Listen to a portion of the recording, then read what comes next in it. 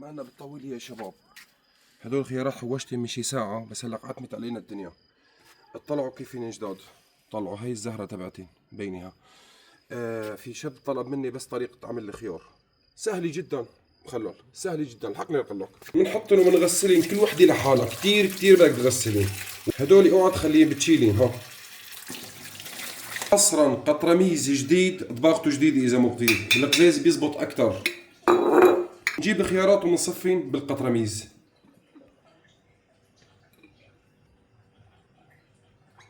صرين تحت هيك مشان ما ينفشلوا فوق.